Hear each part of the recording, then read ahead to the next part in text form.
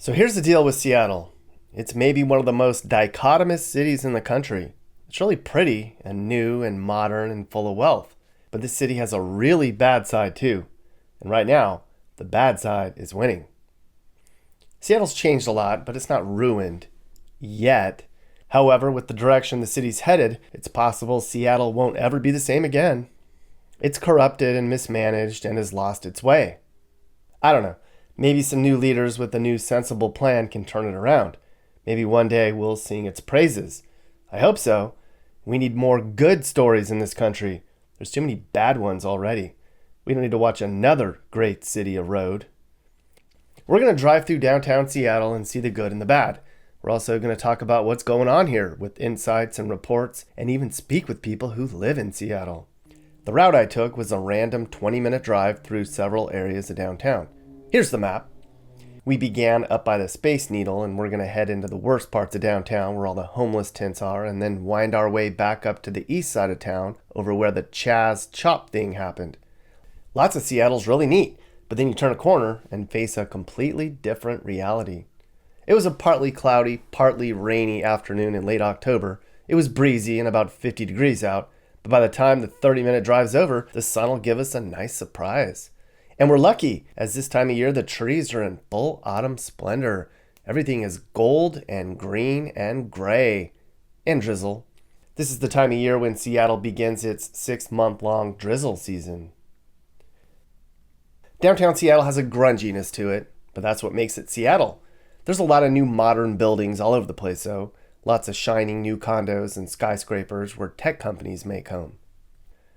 But Seattle's being mismanaged by people who I really do think felt their ideas were good ones and then lost interest when they realized how hard it would be to really make meaningful change. The people in charge of this city have been doing an awful job, and the residents here who want to fix things aren't doing enough to help either. There's a lot of complaining among Seattle residents, that's for sure. You can understand why. It's becoming more dangerous and ugly and scarred from a growing problem of drug use, mental illness, and homelessness. As we'll soon see, the south side of downtown's terrible, and that's the part of downtown that's been ravaged and looted and left for the bums and vagrants. But for the most part in the heart of downtown, you can walk around alone, even after dark. I found walking around at night on a weekday was pleasant, save for an occasional block or 5. It's pretty quiet after 9 p.m., Maybe that's because people don't want to come down here anymore. Now, Seattle gets a lot of bad press because of the way the city's headed. You've heard it all before. This city lets homeless people do whatever they want and allows protesters to run rampant whenever they wish. So, what happens? Bad people come in droves. Word's been out for a long time that you can come to Seattle and get a free ride. Free tents, free food, free money, and free reign to poop and pee where you want and consume whatever drugs you please. Some call it Free-addle now. Because of this, Seattle's stained. You get all these freeloading drug addicts moving into an area and they take over. In downtown, you have all these tents all over the place and mentally ill people wandering around. Seattle just elected its first Republican mayor since 1964. He vows to clean the place up and hire more cops. A lot of people in Seattle say if he can't fix things, or if a Republican can't fix Seattle, it might just be eternally broken. Now, I don't live here, and so I don't have perspective on how things used to be, and I don't have to see the same homeless people in tents every day. But downtown proper wasn't as bad as I thought it would be based on what I had heard on mainstream media. Oh, there's bad parts of downtown that have been ruined, which we'll see in a little bit. But in Los Angeles, there's miles and miles of tents all in one place. In Seattle, it's scattered all over, not in just one part of downtown. I actually found that a lot of the large homeless areas with the worst looking camps were on the fringes of downtown. A lot of people are leaving Seattle. Some move away from downtown into the confines of places like Bellevue, where this isn't much of a problem. Or some move into cheaper places like Tacoma. Many are leaving the state entirely for good. People don't want to get older in a worsening world. And Seattle is worsening, I'll tell you that. One report that ran in the Seattle Times claimed that Seattle's the most anxious major metro area in the U.S. That report was based on a poll of people in major cities on how nervous, anxious, or on edge they are. More than half of Seattle residents polled said they are frequently on edge. You can imagine that the growth, the high cost of living, and dealing with the rising crime and homeless problem is a big part of that. Now, I got hundreds of people from Seattle who sent me comments on how frustrated they are with their once proud city. They talked about a lack of police, stale urine, homeless encounters, being priced out, high taxes, and bad leadership. But let's talk to some residents to get their perspective. Okay, so everybody, right now we have a special guest. His name is Richard Padden, and he's the founder of Seattle Looks Like Shit. It's a Facebook page that's really popular in Seattle. I'm sure a lot of people in Seattle know about your page, Richard, and I'm sure they're excited to see you in the video. You've got 70,000 fans on your page, and a lot of the stuff that you show on your Facebook page are images and videos that people send to you about how Seattle looks now and talk about what the city's become. You've been a loud voice of frustration when it comes to what's wrong with Seattle. I guess the question is, Richard, what's wrong with Seattle? Nick, thank you very much for getting a hold of me and inviting me onto your show. As we spoke last night, you put out a great product, a great series of videos. And in short, to answer your question, as a guy that's born, raised, third generation, my boys are fourth in Seattle. It struck me one day as I was driving home that Seattle, I saw the mess on the backside of the stadiums downtown in Soto. And I heard my one grandfather's voice just kind of come out of me. And honestly, I said, Jesus Christ, Seattle looks like shit. And then I thought, start capturing some images, because I can't be the only one that has that perspective or that impression. And it took off. It was a few hundred, a couple of thousand. Then at some point, Eric Johnson from Como TV got a hold of me. It jumped up to 30,000, and here we are at a little over 70,000 followers. I'm in Facebook jail right now for making a comment on my personal page, but the page keeps going, and it's crossed over the spectrum, the political lines, left and right.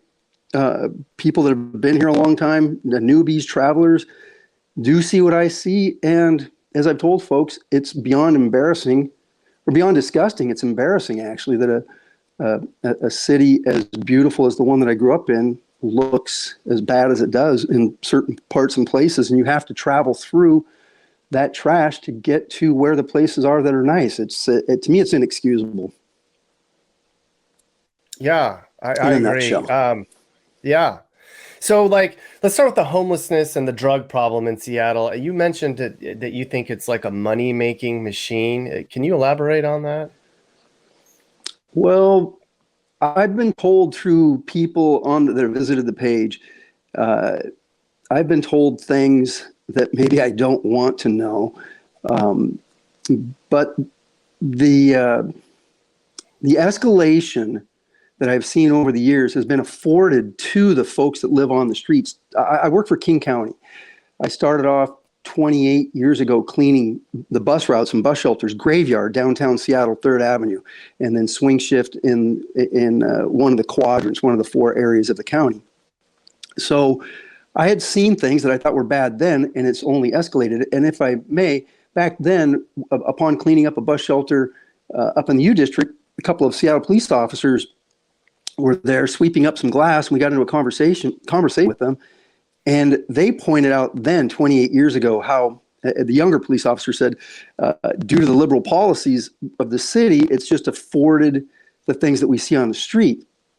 And it's only gotten worse since then. So, it's a number of things. It's the being lenient on certain crimes, the escalation. People know, even as the police officer told me then, people know to travel to Seattle because there's benefits afforded to folks that want to take advantage of those benefits coming from the city, organizations, groups. And I think the residents for a long time, the citizens, were feeling compelled to make things better, but not be constructive in criticism of how to make some positive changes. And that gap has created this hole that is filled by those unfortunate enough to be on the streets those that are administering the policies and the organizations involved. And if you dare say anything, you're seen as somebody who's cold-hearted and doesn't care about people. And as you and I spoke last night, for me, that's not the case at all. I think, like most of us, I would assume, have been affected in some fashion by somebody in the family or friends that were affected by alcohol, drugs, crime, possibly living on the streets. I know that I've had family members and friends that have been affected by that. Mental health issues. I've got a handful of friends that have committed suicide or attempted suicide. I've known people that have been incarcerated. I've known people that have been in and out of treatment. And I've had a relative that was living on the streets for a short while, living that rough life. So it's not as if I'm running around with a callous attitude. And I think, as I said to you last night, Nick, that all of these people on the street were at some point somebody's little one, held as a baby, if you will, by a nurse, a mother, an aunt, somebody that loved them. What happened between then and now may never, ever get repaired. But what I see on the street is just a loss of value of people's lives, and it's only escalating in numbers. And it seems that we've had opportunities to right that ship, to do something influential, and we're going the wrong direction about it. You've got people that are mentally ill, addicted to alcohol, addicted to drugs, and I'm no expert in these fields. You have people that are just down on their luck, that need a hand up, need some work. And I think that if you took a multi-pronged approach and fed these people, to them into the avenue that they need, you'd be able to start lifting their spirits and showing them the value that they do have. Some of these folks you're never going to be able to bring back. You're never going to be able to get them back on solid ground. As mistreated as folks may have been in those environments, what is or was better? People being sheltered and cared for at some level, or letting them just live in a feral lifestyle out on the streets? Because that lifestyle now impacts and affects all of us environmentally. I mean, just look at that. I've spoken with EPA here locally in the city about some things. They know what's going on. Nobody wants to take a step. The folks that do take steps to try to remedy things, bless their heart, as my one grandmother would say, are out there volunteering to clean up the city, and nobody in their right mind should be out there waiting around in these messes to make things better if there's not an end game to stop this or curtail it or change it, because you're only setting people up for failure. There's going to come a point in time where one of these volunteers gets poked or attacked, and then that's going to have to stop. The governments will come in, agencies, and say, hey, you can no longer do that. Seattle, they've already tried to stop this group, We Heart Seattle, a lady by the name of Andrea Suarez, who's approached me on my page and wanted me and the page involved, but I don't do that. I won't. This is not a beach clean at the G Club at the ocean to go pick up some pop bottles and cans and garbage. It's the government agencies that we're paying to take care of our streets. They're not doing it in earnest like they should be. And at the same time, they're allowing for what's taking place on the streets to build up behind them. So the tail chase is just ongoing. If they're doing such a great job, I don't think we'd be seeing on the streets what we see. So if we want to be the heroin, drug, street living mecca of the Northwest, the nation, the world, why not be the cleanest? Okay, so let me ask you this. So clearly the city of Seattle has a lot of money. Where's all the money going that they're supposed to be using to fix Seattle? In short, through the course of conversation, the guy that I know asked the assistant specifically, do you have a ledger, an accounting, bookkeeping of all of this money? There was a dollar figure. It was in the millions of the money coming in that you've acquired over this period of time, and where has it gone? And he was told directly by the assistant that they don't have they don't have any bookkeeping of it. So this is 3rd Street. During the day, it doesn't look that bad, but at night, this place looks like Kensington in Philadelphia. I'm going to stop the downtown drive for a minute to show you what 3rd Street looks like at night. It's pretty intimidating with all the worst people out doing the things that you think they would be doing in a lawless city after dark.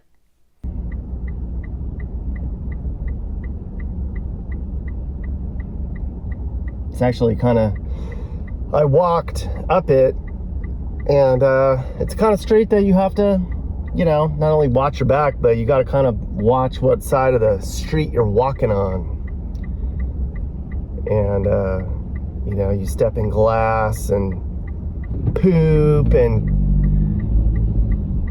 crack pipes and whatever else is out here.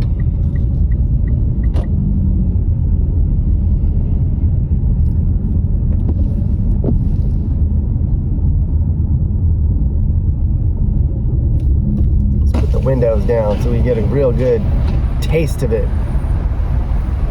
This part of town's in shambles. It looks like the living room in a frat house with all the stragglers and the mess. You can always tell how the party went last night based on how things look the next morning. And by the looks of this place, it's going to be another rager.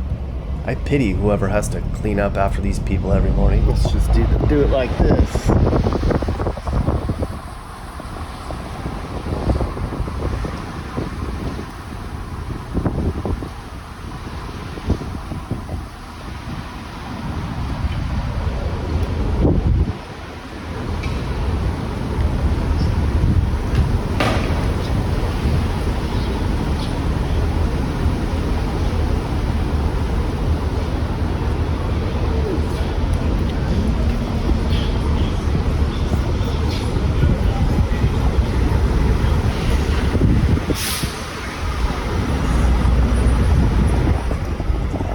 Bunch more on this side.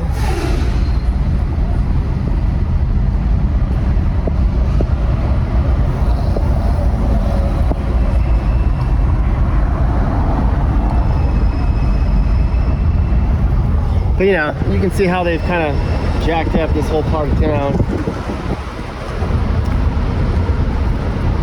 Not fun, Seattle. Not fun.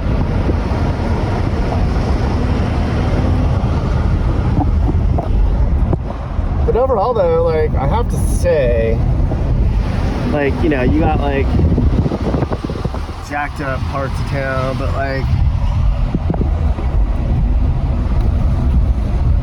it's not the worst place. I mean, it's only a few blocks. There's other bad areas too, but they've run the homeless out downtown for the most part. There's some little areas, but is Seattle bad enough that people are not going downtown anymore, and are people moving away? People politically, I think, are moving away. As far as traveling downtown for venues and events, at least through the page, I'm hearing that folks don't have the desire to go downtown and wallow around through the city and through the messes everywhere from the stadiums. I've had people write to me and write to the page that going to ball games has not been an ideal situation for folks. Everything from stepping in human waste to coming back and finding their vehicles broken into. That's a deterrent for a lot of people. And folks, COVID certainly hasn't helped, but people just aren't. They just don't have the interest to go downtown and battle or contend with the messes that they're going to have to wade through to get from either where they're staying or where they're parking to an event.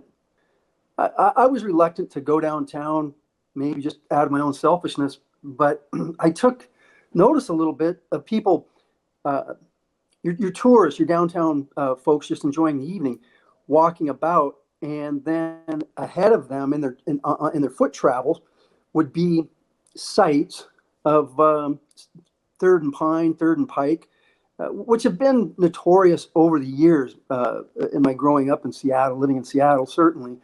But it's just more so now, and so you have to navigate through that. And I think people, some folks are worried and concerned about their safety, and even their health too. I mean, who wants to be traipsing around in streets filled with urine and fecal matter and whatever else? and then to be tracking that to and from wherever they're going. Uh, and overall, the entire city's not, but it's been the effect has taken place in neighborhoods, local parks within communities, neighborhoods, the downtown area, up and down I-5, a bit off of I-5 on I-90 heading east towards Bellevue. There's a bit when you cross over Lake Washington, you don't see this mess over in Bellevue, Kirkland, Redmond. It's focused downtown Seattle, and then it's spread out to neighborhoods. We see it here in West Seattle, Ballard, which is up north, the north side of the city, the Woodland Park Zoo area, which is just north of the city a little bit. Green Lake was a really pretty place to walk around, nice big trail around the lake, kayaking and so forth. And it's been hammered. And then Aurora Avenue, which was our, Highway 99 from, at one point, originally from Canada all the way down to California. Aurora Avenue, or 99, we call it.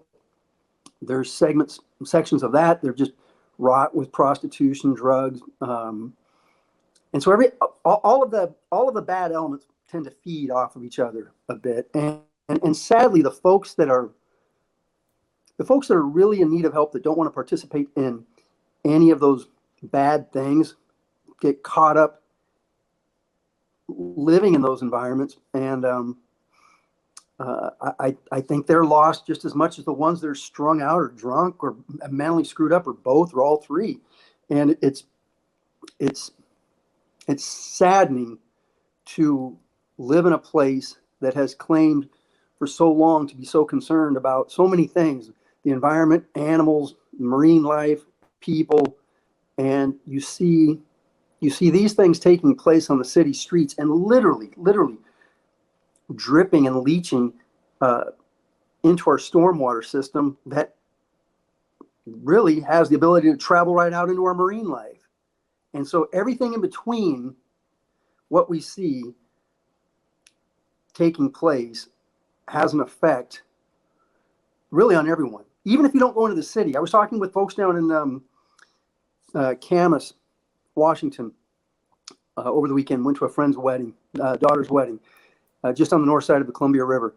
And there were folks there that were from southwestern Washington, eastern Washington. And those folks are disgusted by what they see when they travel up to Seattle. I was talking to the grandfather of the bride, and he said, Richard, he said, I have no desire to be up in Seattle. And those outlying communities and neighborhoods, Nick, eastern side of the state, they're all paying for what we're allowing to take place in the city. They're paying for it because in a number of ways, their tax dollars are paying for it in some fashion, and they're paying for it by not being able to enjoy what it is that they would like to enjoy. There was a gentleman that wrote to my page that was a pastor, was up here for a family reunion, and he was walking across from downtown Seattle, First Avenue westward across Western Avenue. There's a bridgeway that goes to the ferry docks, and a little girl, a niece of his, I believe, that was with him, was approached or attacked by a homeless gal, I'm guessing homeless, with a needle, who threatened to jab the little kid. Now mentally, people are building up in their mind that this is a place that they don't want to come to. And I don't blame them.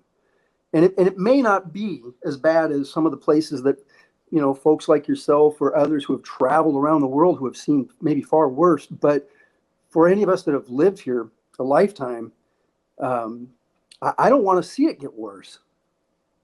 So what if you were in charge? And I know people have told you, Richard, that you should run for office, and I think you should.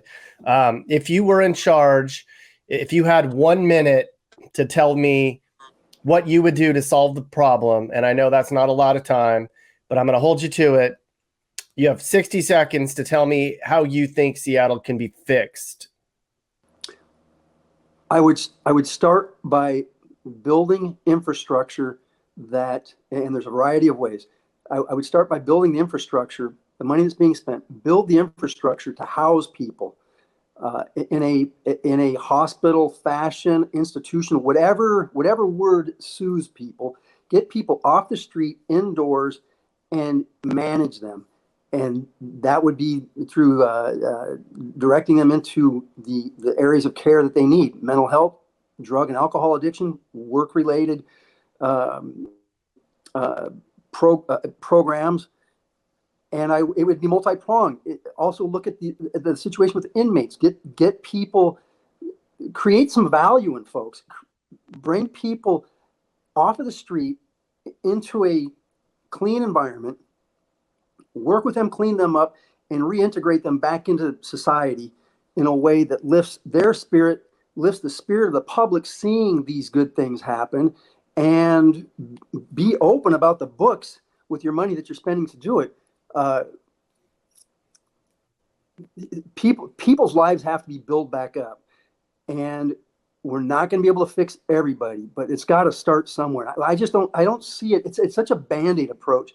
And if it means playing a little bit of hardball, people say, well, what are you going to just start scooping people up off the streets? Well, at some point in time, you're going to have to make a determination that you're either going to just allow it to get worse and worse, and that's how you're going to live, or you're going to have to start saying, look, we're not going to tolerate this anymore, and these are the options. And then you've got to play strong with those options that you're putting in place. And if right now people are offended by what they see, I would imagine people living that way are offended in some fashion, and we have to change the tide. We've got to redirect the ship the way we're sailing, and change the tide. And the people that are making the calls need to have their butts out there being seen, actually making these things happen. They have to take part in it. You can't sit in an office or in front of a podium and talk about how much money you're going to drag in, or who's going to play a concert to raise money for a show, and then walk away and never be seen again. The credibility in the political bodies is tanked. If it was me, Nick, I've told people this. I wouldn't spend any money on a yard sign. If you wanted to donate money to a political cause, send it to Children's Hospital Seattle for kids that are in need. And if I was in office, I would be in one of the trucks with the crews, and I'd be working with them. And if you wanted to talk politics or talk about the city, you'd find me out in the street working with the crews that are helping to clean up. Amen to that. Richard Padden for mayor of Seattle, maybe one day. Hey, man, Richard, it's a beautiful city. It's got a lot. I mean, it's a very wealthy city. It's leading the innovation when it comes to technology, and it's clearly a very awesome place to be in terms of geography. Hopefully with the new Republican administration that they can get in a new mayor that can come in and kind of clean house. I know there's people are going, this is our last chance. If we can't get a Republican in here to fix this problem, Seattle might be unfixable.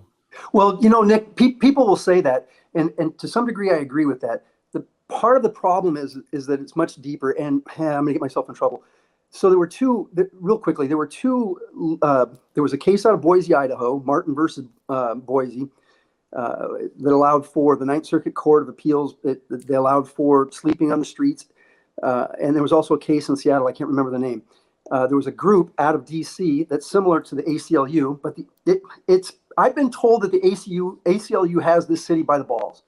And what has happened is, if the city was to provide the space and the infrastructure, i.e. the amenities, the sewer, the water, and so forth, they could allow people to camp in those locations and maintain and manage it. By not having that in place, they have to allow them to be on the streets. And without grabbing that bull by the horns in some fashion, we're seeing what we see on the streets. So take charge of the situation and build their lives back up and clean the city up in the process. It's inexcusable. Yeah, I agree. I just think, to me, I still think it's more of a drug abuse and mental illness thing than it is a housing situation. I do think that people, if you create housing for everybody, then they're all just going to have a nice, cozy place to do drugs. Absolutely. You know what I mean? Absolutely. The notion, and I didn't mean it to be wholesale that you just put somebody in a structure and leave them alone. People are not altogether there. Their oars aren't hitting. They're mentally messed up, or they're addicted, alcohol or drugs. And in short, they don't give a shit anymore. They don't care enough about themselves. They've been, for whatever reason, I'm not looking to dissect the reasons that they're there, but obviously they don't care. When I see people crawling like rats over piles of garbage to sift through things, and I think, how is that okay? How have people like ourselves and others gotten to the point where we look at that and we think that's okay? We're just going to let that continue. That's horrific. I don't ever want to see my kids in that situation. And those people out there were somebody's kids, somebody's loved ones. But we have given them so much line to run with, like a fish out at sea. They're just out there. Now it's taking us forever to reel that back in. And there are areas that look like crap. And then there are places that are polished. When you get downtown along the waterfront, it looks so beautiful down there, you wouldn't think that there's anything bad, but there is. And in order to get down to that beautiful area of the waterfront, you got to drive through the shitter up and down I-5 to see it. And that's no way to advertise the region or the area. And it's, the same thing holds true for Seattle, Portland, LA. So we want to race to be as bad as LA. Why not race to be the best? I agree. The West Coast is all messed up. A lot of it has to do with politics. Hey, give people an idea on the type of stuff people send you on your Facebook page. Seattle looks like shit. You have a bunch of pictures and videos that people have been sending you for a while now. What are some of the examples of things that people have sent you from around Seattle? Well, Nick, in the beginning, it started off with just trash, stuff that you'd see up and down the sides of the freeways. The graffiti, there's a crane operator at a construction site up above I-5. I get photographs of graffiti from him. There are, it's gone sexual acts, the trash, the garbage, the burned up, the motor homes, the RVs, exploding, blowing up, catching on fire, the toxic fumes and waste that's given off by that. I've been told by people that there's an area under I-5 that's known for cooking meth. There's a particular odor. It's not necessarily green pallets, but it has a smell. My mom was a beautician. It has a smell of like permanent wave solution. And there are certain areas up and down I-5 that you smell that in, that I can only imagine that they're cooking something in there. The age range of folks, I've started to see a few more kids being traipsed around by adults. I'm assuming they're parents. The gentleman that I spoke of that went downtown to talk to Bruce Harrell and Jenny Durkin was told that at one point Jenny Durkin called off SPD on a sweep that they were doing because the FBI was coming in to handle it. And the reason was they found people shackled together inside that were part of a trafficking operation that was going on. It's a revolving door on some of these sites. I've been told by WashDOT higher ups that you see things close to the freeways. As your Portland video was talking about, there are pockets downtown, but you'll see things right along the edges of the freeway, certain encampments, and that's all. I was told that was done politically because it garners attention. They've cleaned up certain areas, fenced them off, paying big money for fence contractors to fence off these areas. Lo and behold, the encampments are fired back up inside. They start over again, and it's just a revolving door or a tail chase with no goal in sight. No goal in sight. We should be bringing people in. We should be bringing them in, cleaning up their lives, cleaning up their heads, their minds, hearts, and souls as best as we can, and showing them that they're worthy of they're worthy of that attention, and hopefully creating some value and productivity out of them. And for the ones that you can't, then those are the ones that you house in a hospital, institutionalized, and you follow up with them, I guess, the rest of their life. But you can't just let everything go to shit. You can't just let it all go to shit. For those of us that have lived here, grown up, lived here anywhere, but me in particular in Seattle, The change is, it's not appealing at all. It's not appealing, and it's nothing to, it's nothing to. People ask, "Hey, should I travel to Seattle?" I can't. I tell them, look, if you're going to come up here, go to Vashon Island, go to another town a little farther away, go to a smaller town and enjoy yourself, and not have to drive through and see. Because the last thing I'd want to do is promote, come to the city, and then part of your experience is having to traipse through or drive through and see a bunch of shit, and that's part of your scrapbook now. I think you're saying what a bunch of people in Seattle are thinking and are saying to each other right now is, what in the hell do we need to do to fix this shit? And yes, I think you can. And you're seeing it, Nick. You're seeing it. People on both sides of the political aisle are fed up to the point. The finger pointing's got to start, and the action has to start taking place. Richard Patton, Seattle looks like shit, and hopefully will not look like shit. Not forever, but for now. Yeah, sales lead the way in a lot of stuff, including shit. It's a so let's get city, it fixed, Nick. people. It's a beautiful city. It is. It is. It is a nice city. I've been to far worse places that don't look like they have hope of ever recovering after decades of decline. Seattle is far from that at all. It's just a matter of just changing. Start enforcing the law, start running people, putting them away for doing things wrong, and help them get on the feet with support services, and change the philosophy of the city to like something that you want to be proud of, and not let activist groups and liberals run amok, because that's not good. No. While in downtown Seattle, I walked around and explored a little bit. Downtown Seattle doesn't feel dangerous to me at all, and you can keep your distance from the riffraff and avoid the shadows. It's actually really quiet downtown at night, probably because a lot of people don't want to come down here anymore because of all the mess. Businesses shut down earlier because of all the issues.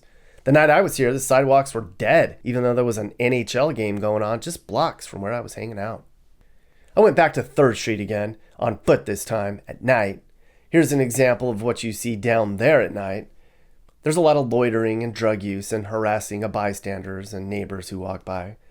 This is the worst street I found downtown, and to be honest, it wasn't that bad, but I've been to some really terrible areas.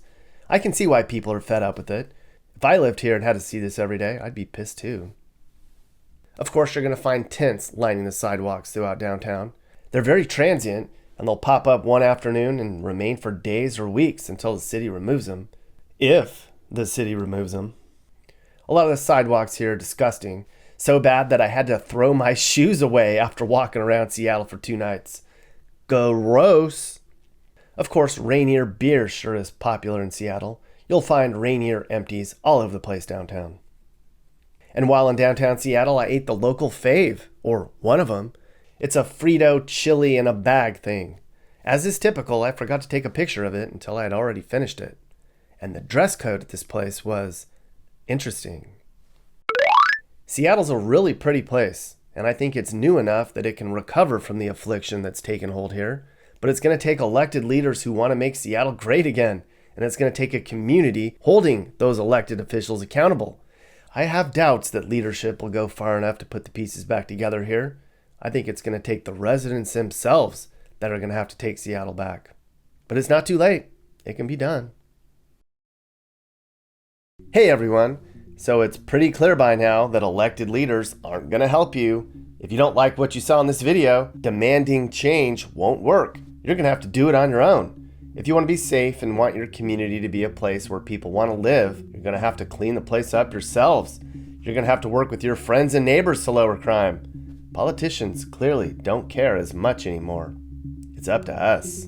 This is Sage, Nick's manager. This has been a Corner House Entertainment production. And are you looking to move and need advice? I do consulting. That's right. I'll sit down and talk about where the next perfect place for you and your family should be. I do it all the time. Together, let's find you a new home that's safe and checks all your boxes. You can get my email in the description to find out how I can help you find your perfect relocation.